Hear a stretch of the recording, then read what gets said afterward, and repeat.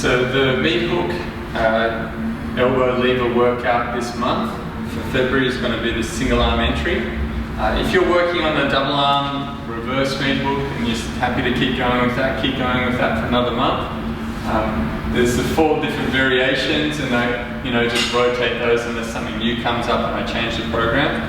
But it's always good to recap and then also focus on how you can improve that. And I change the way I teach things a little bit as well, so that's why I keep filming the same videos. So here we've got the overhand grip coming over. Really want to get that nice forward fold and get that forearm to the hip and hang straight down on that. If you get that, you don't have to lift off to get the benefit, and then once there, you can lift off and get that entry. So it's quite a heavy entry, but if you're still touching the ground, there's still some benefit. And obviously the more of a forward fold that you've got, the easier that's going to be. And taking that load through the arm so the arm's nice and vertical and really kind of compressing and squeezing in, and keeps it tighter on one line. As you get stronger, you can open it out more, but you're just trying to get that time under tension. So if you're recording this and getting the data so that way you know if you're improving, you could even have a scale there, how much weight's still on my foot at the bottom, directly under it would be like the most objective way to get it. Once you're in the air, then it's obviously, that you're taking your full weight, and then it's how much time can you hold on each side. But then that's why filming is important for a lot of these type of movements, because the position, as your flexibility improves, some things actually get easier. So you might not be as hard strength-wise, but the position's easier and you can hold it a lot longer. So if the tissues got stronger, or they got more flexible, or the combination of both. So that's why it's important to record the video of it, as well as the time under tension, or how much weight I can get off that foot if I had a scale on it. But so I'm really trying to get that foot directly below, fold down, and fold as much as I can. Make that comfortable. So getting those two, we train them on a 2-minute round, so every 2 minutes starting in with that. And then the timer is clicking over, so people can kind of look up at the timer. Okay, I did 5 seconds each side, next week I did 7 seconds each side, whatever. It's improving, or I've got a video of it, I can see I've got some feedback. I showed them where they're tight or whatever, they did some flexibility work, and the position improved. With the double arm, this is a double elbow lever this month, so if you were working on a rotation into the single arm one and you're feeling good with that, by all means stay with it. The double arm one is a little bit harder, I find, for people, flexibility wise, because you really got to get that in there. So you're getting the elbows in together, and you've got to get that kind of kyphosis to get there, and then you've got to bring the elbows in enough to get the pressure back, and then you'll planche over. So an easy one where if you can't hit that position, you might just work on getting that fingers facing back and just developing that, getting strong there. And then as it gets better, you can even bring the knees apart a little bit, bring the elbows in and come down, and just get used to that pressure there. But you still got weight on the ground before you extend out. And then your toes are still down, and then together.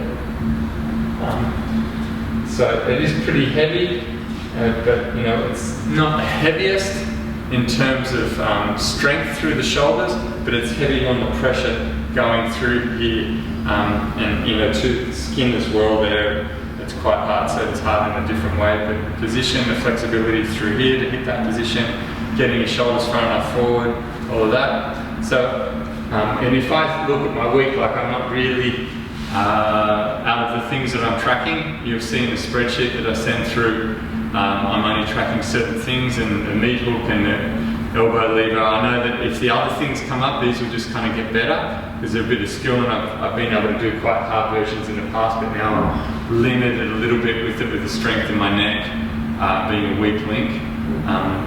And also too, like my goals are more to do with the other movements than these, but I still enjoy them, I still do them once a week, tick off that workout. The other thing to consider too is if you only got a certain amount of time, if you look at my spreadsheet, if I always make time to train because it's what my life is, but if I was busier, I would prioritize the workouts that are related to my goals and make sure I tick those off, rather than these other ones that are just a bit of fun and coordination, and they're still strengthening, still going to condition me, to do things down the track that I want to be able to do and maintain those things as well.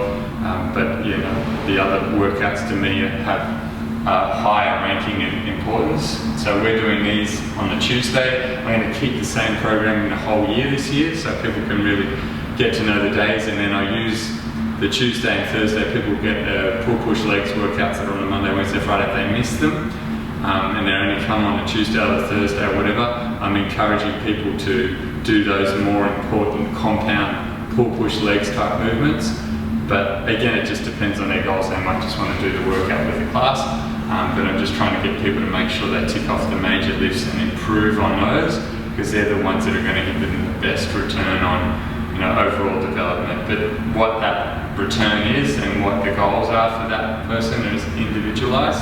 So they might have the goal of getting the meat hook, like a one-arm meat hook, so in that case that's a priority. So you've really got to prioritize your training and look at, well, where do you want to spend the bulk of your time? And then sometimes too, if you find that you're plateauing, you might cut certain parts of the program if you're looking at the whole week, just so you can make more time to do the things that are more important to you, that you seem to be plateauing in, that you want to push through on, because there's only so many hours a week to train and to do it well. And you might find that you're just finding the sessions were too rushed when you're putting too much in there, that you might want to minimise it a bit, but then focus on what you're doing a bit more to get some development, so you can enjoy the overall training week a lot more and develop more evenly. So get into that, get some videos back to me with that if you're kind of struggling with the technique or the positions or whatever. You've got any questions with it, yeah, send a video through. It always helps me answer the questions rather than just emailing the question. Cheers guys.